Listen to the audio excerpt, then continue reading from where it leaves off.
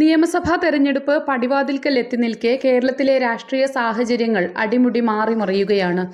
ഒരാഴ്ച മുൻപ് ഒരു ദേശീയ സർവേ ഏജൻസി എടുത്ത കേരളത്തിലെ മൂഡ് ഓഫ് സർവേ പുറത്തു വന്നിട്ടുണ്ട്.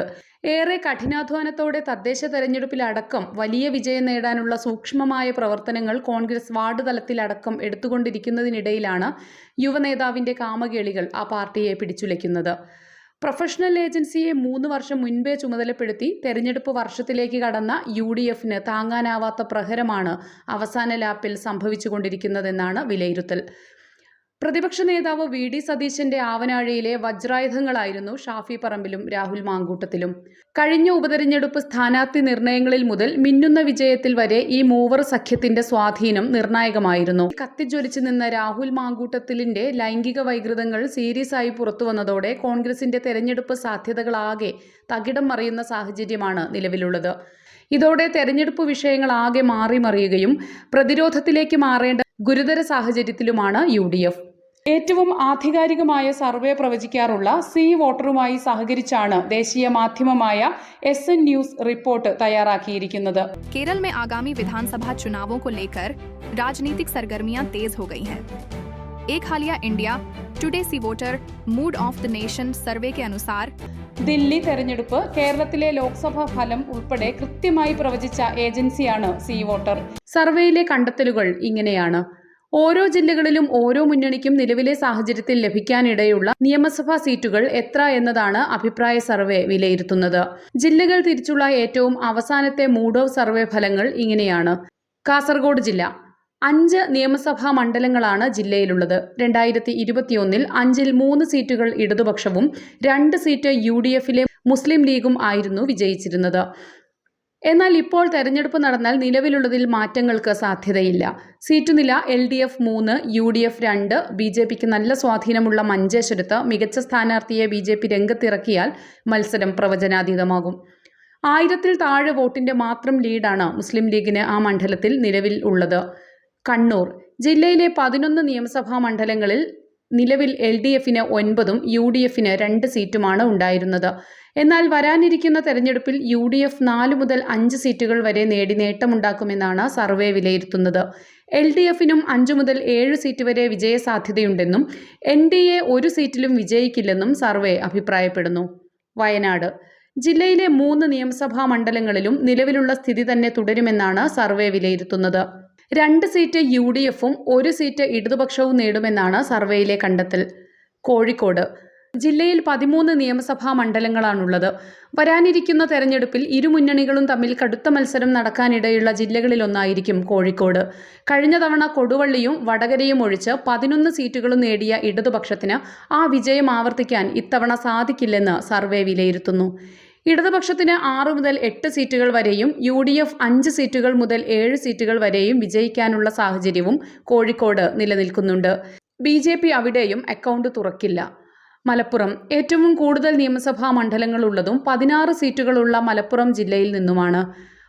ഉപതെരഞ്ഞെടുപ്പിലൂടെ നിലമ്പൂർ തിരിച്ചുപിടിച്ചതോടെ 13 സീറ്റുകൾ UDF കൈവശവും 3 സീറ്റ് LDF കൈവശവുമാണ്. മലപ്പുറത്ത് ഇടതിന് കൂടുതൽ തിരിച്ചടിയുണ്ടാകാൻ ഇടയുണ്ടെന്നാണ് സൂചന. 16-ൽ 15 സീറ്റിലും UDFന് പ്രതീക്ഷ വയ്ക്കാമെന്നും LDFന് 1 മുതൽ 2 സീറ്റ് കൊണ്ട് തൃപ്തിപ്പെടേണ്ടി വരുമെന്നും സർവേ പറയുന്നു. മലബാറിൽ അവശേഷിക്കുന്ന പാലക്കാട് ജില്ലയിൽ 12 നിയമസഭാ മണ്ഡലങ്ങളുണ്ട്. നിലവിൽ 12-ൽ 10 സീറ്റും ഇടതുപക്ഷമാണ് വിജയിച്ചിട്ടുള്ളത്. എന്നാൽ ഇപ്പോൾ തെരഞ്ഞെടുപ്പ് നടന്നാൽ പാലക്കാട് ജില്ലയിൽ UDF നേട്ടമുണ്ടാക്കുമെന്നും നിലവിലുള്ള 2 സീറ്റ് 5 സീറ്റായി വർദ്ധിപ്പിക്കുമെന്നും ഇടതുപക്ഷത്തിന് 7 സീറ്റ് കൊണ്ട് തൃപ്തിപ്പെടേണ്ടി വരുമെന്നും സർവേ വിലയിരുത്തുന്നു. എന്നാൽ നിലവിലെ സാഹചര്യത്തിൽ UDFന് പാലക്കാട് മണ്ഡലത്തിൽ തിരിച്ചടിക്കാനുള്ള സാധ്യത BJPക്ക് പ്രതീക്ഷ നൽകുന്നതാണ്. കാസർഗോഡ് മുതൽ പാലക്കാട് വരെയുള്ള മലബാറിലെ 60 സീറ്റിൽ കഴിഞ്ഞ തവണ 39 സീറ്റ് നേടി ഇടതുപക്ഷം സമ്പൂർണ്ണ ആധിപത്യമാണ് നേടിയിരുന്നത്. എന്നാൽ ഇത്തവണ 32 മുതൽ 36 സീറ്റുകൾ കരസ്ഥമാക്കി UDF ആധിപത്യം നേടിയേക്കുമെന്നാണ് സർവേ വിലയിരുത്തുന്നത്. BJPക്ക് മലബാറിൽ കാര്യമായ ഒരു നേട്ടവും ഉണ്ടാകാനിടയില്ലെന്നും 2 സീറ്റിൽ വിജയപ്രതീക്ഷയുമുണ്ട്. നിലവിൽ കയ്യിലുണ്ടായിരുന്ന 18 സീറ്റുകൾ വരെ മലബാറിൽ മാത്രം ഇടതുപക്ഷത്തിന് കൈവിട്ടേക്കാമെന്നും സർവേ പറയുന്നു. ഇനി മധ്യ കേരളത്തിലേക്ക് കടന്നാൽ തൃശൂർ മുതൽ കോട്ടയം വരെയുള്ള 41 നിയമസഭാ മണ്ഡലങ്ങളാണ് ഉള്ളത്. എക്കാലത്തും UDFനെ അധികാരത്തിലേക്ക് എത്തിക്കുന്നതിൽ നിർണായക പങ്ക് വഹിച്ചിട്ടുള്ള ജില്ലകളാണ് മധ്യ കേരളത്തിലുള്ളത്. ഇവിടെ സംഭവിക്കുന്ന ഓരോ തിരിച്ചടിയും കോൺഗ്രസിന് കാര്യമായ പരിക്കേൽപ്പിക്കാറുണ്ട്. കേരള കോൺഗ്രസ് മുന്നണി വിട്ടതാണ് ഇടതുപക്ഷത്തിൽ തുടർഭരണം എളുപ്പമാക്കിയതെന്ന രാഷ്ട്രീയ നിരീക്ഷണങ്ങളെ ആദ്യം തള്ളിക്കളഞ്ഞിരുന്ന UDF പിന്നീട് അത് തിരിച്ചറിയുകയും ജോസ് കെ മാണിയുടെ പാർട്ടിയുടെ അഭാവവും ക്രിസ്ത്യൻ വോട്ട് ബാങ്കിലേക്കുള്ള BJPയുടെ കടന്നുകയറ്റവും മധ്യ കേരളത്തിലെ UDF വോട്ടുകളെ കാര്യമായി ബാധിക്കുമെന്നാണ് സൂചന. അടുത്തത് തൃശൂർ. ജില്ലയിൽ 13 നിയമസഭാ സീറ്റുകളിൽ 2021 12 സീറ്റിലും വിജയം നേടിയത് ഇടതുപക്ഷമായിരുന്നു. ഒരു സീറ്റ് കൊണ്ട് തൃപ്തിപ്പെടേണ്ടി വന്ന ജില്ലയിൽ ഇത്തവണ UDF നേട്ടമുണ്ടാക്കുമെന്നും 1 നിന്നും 4 സീറ്റ് വരെ നേടിയേക്കാമെന്നും സർവേ പറയുന്നു. അതോടെ LDF സീറ്റ് തൃശൂരിൽ 9 കുറയും. മലപ്പുറം പോലെ തന്നെ എക്കാലവും UDFന്റെ കരുത്തു പ്രകടിപ്പിക്കുന്ന ജില്ലയാണ് 14 നിയമസഭാ മണ്ഡലങ്ങളുള്ള എറണാകുളം ജില്ല. കഴിഞ്ഞ തെരഞ്ഞെടുപ്പിൽ നേടിയ 9 സീറ്റ് ഇത്തവണ UDF നിലനിർത്താനാകില്ലെന്നാണ് സർവേ പറയുന്നത്.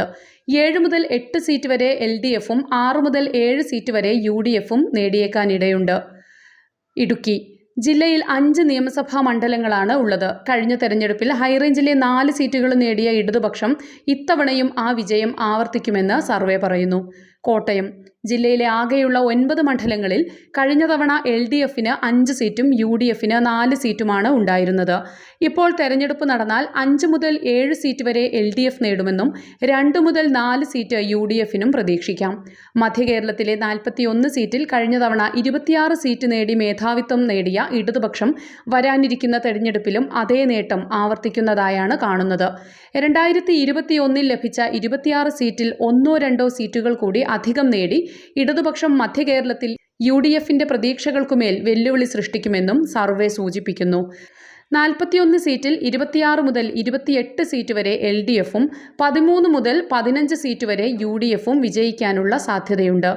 ഇതോടെ മലബാറിൽ നിന്നും മധ്യ കേരളത്തിൽ നിന്നുമായി ഇരുമുന്നണികളും ഏറെക്കുറെ ഒപ്പത്തിനൊപ്പം നിൽക്കുന്ന റിസൾട്ടാണ് പ്രതീക്ഷിക്കുന്നത്. തെക്കൻ കേരളത്തിലേക്ക് വന്നാൽ 4 ജില്ലകളിലായി 39 നിയമസഭാ മണ്ഡലങ്ങളാണുള്ളത്. കഴിഞ്ഞ നിയമസഭാ തെരഞ്ഞെടുപ്പിൽ ഇതിൽ 34 സീറ്റും നേടി ഇടതുപക്ഷം മൃഗീയ ഭൂരിപക്ഷം നേടുന്നതാണ് കണ്ടത്. കേവലം 5 സീറ്റ് മാത്രമാണ് UDFന് വിജയിക്കാനായത്. ആലപ്പുഴ ജില്ലയിലെ 9 സീറ്റിൽ 8 സീറ്റും കഴിഞ്ഞ തെരഞ്ഞെടുപ്പിൽ വിജയിച്ച ഇടതുപക്ഷത്തിന് 2026 ഇതേ വിജയം ആവർത്തിക്കാനാകില്ലെന്നാണ് സൂചന. LDFന് 6 സീറ്റിലും UDFന് 3 സീറ്റിലും വിജയസാധ്യതയുണ്ട്. കൊല്ലം ജില്ലയിലും നിലവിലുള്ള 11 സീറ്റുകളിൽ 2021 9 സീറ്റ് LDFനും 2 സീറ്റ് UDFനുമാണ് ഉണ്ടായിരുന്നത്. ഇപ്പോൾ തെരഞ്ഞെടുപ്പ് നടന്നാൽ ആകെയുള്ള 11 സീറ്റിൽ 7 സീറ്റ് LDF നേടുമ്പോൾ 4 സീറ്റിൽ വരെ UDFനും വിജയസാധ്യതയുണ്ട്. കഴിഞ്ഞ തെരഞ്ഞെടുപ്പിൽ ഇടതുപക്ഷത്തിന്റെ സമ്പൂർണ്ണ വിജയത്തിന് സാക്ഷ്യം വഹിച്ച ജില്ലയായിരുന്നു പത്തനംതിട്ട. 5-ൽ 5 സീറ്റും തൂത്തുവാരിയ ഭരണമുന്നണിക്ക് നിലവിലെ സാഹചര്യത്തിൽ ഇതേ വിജയം പത്തനംതിട്ടയിൽ ഇടതുപക്ഷത്തിന് ആവർത്തിക്കാനാകുമെന്നാണ് സർവേ പ്രവചിക്കുന്നത്. കേരളം ആര് ഭരിക്കുമെന്ന് ഇതുവരെയുള്ള തെരഞ്ഞെടുപ്പുകളിൽ തീരുമാനിച്ചിട്ടുള്ള ജില്ലയാണ് തിരുവനന്തപുരം. തിരുവനന്തപുരം ജില്ലയിലെ മണ്ഡലങ്ങളിൽ ആരാണോ ലീഡ് നേടുന്നത് അവർ കേരളം ഭരിക്കുന്നതാണ് നാളിതുവരെയുള്ള തെരഞ്ഞെടുപ്പ് ചരിത്രം. കഴിഞ്ഞ തെരഞ്ഞെടുപ്പിൽ 14-ൽ 13 സീറ്റും നേടിയ ഇടതുപക്ഷത്തിന് ഇത്തവണ ആ ആധിപത്യം നിലനിർത്താനാകില്ലെന്നാണ് സർവേ നൽകുന്ന സൂചന. ഇടതുപക്ഷത്തിന് 9 സീറ്റും UDFന് 3 മുതൽ 4 സീറ്റും BJPക്ക് 1 മുതൽ 2 സീറ്റ് വരെയും നേടാനാകുമെന്നാണ് സർവേ പ്രവചനം. നേമം മണ്ഡലത്തിൽ പുതിയ BJP പ്രസിഡന്റ് രാജീവ് ചന്ദ്രശേഖർ മത്സരിക്കുമെന്ന് ഏറെക്കുറെ ഉറപ്പാണ്.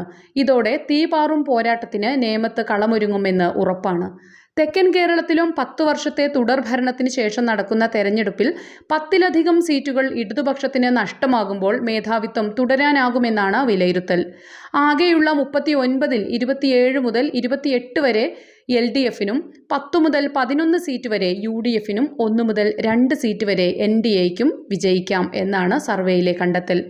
ഇപ്പോൾ തെരഞ്ഞെടുപ്പ് നടന്നാൽ 2021 നിന്നും കുറച്ചധികം സീറ്റുകൾ നഷ്ടപ്പെട്ടാലും ഇടതുപക്ഷം തന്നെ ഭൂരിപക്ഷം നേടാനുള്ള സാധ്യതകളാണ് അഭിപ്രായ സർവേയിലെ അന്തിമ പ്രവചനം.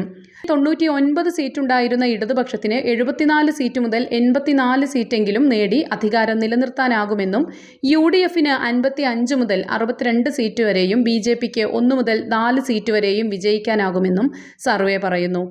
നിയമസഭാ തെരഞ്ഞെടുപ്പിന് ഇനിയും 8 മാസത്തോളം ബാക്കിയുണ്ടെന്നിരിക്കെ രാഷ്ട്രീയ സാഹചര്യങ്ങൾ ഇതുപോലെ അപ്രതീക്ഷിത സംഭവ വികാസങ്ങളിലൂടെ മാറിമറിയാനുള്ള സാധ്യതകൾ മുന്നിലുണ്ടെങ്കിലും നിലവിൽ ഇടതുപക്ഷത്തിന് ഭൂരിപക്ഷം നേടാനും ഭരണ തുടർച്ചയ്ക്കുമുള്ള സാഹചര്യമാണ് സർവേ ചൂണ്ടിക്കാട്ടുന്നത്.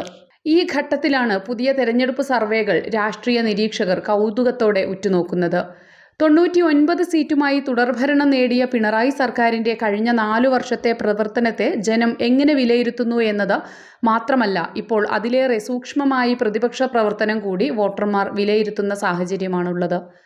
മുസ്ലിം ലീഗ്, ജമാഅത്തെ ഇസ്ലാമി എന്നിവരുടെ നേതൃത്വത്തിൽ സജീവമായി നടന്നുവരുന്ന ന്യൂനപക്ഷ കേന്ദ്രീകരണം വോട്ടായി മാറുമെന്നും ഇതോടെ ന്യൂനപക്ഷങ്ങൾക്ക് സ്വാധീനമുള്ള മലബാർ മേഖലയിൽ CPMനെ മറികടന്ന് മുന്നിലെത്താനാകുന്ന സാഹചര്യവുമാണ് കഴിഞ്ഞ സർവേകളിലുണ്ടായിരുന്നത്.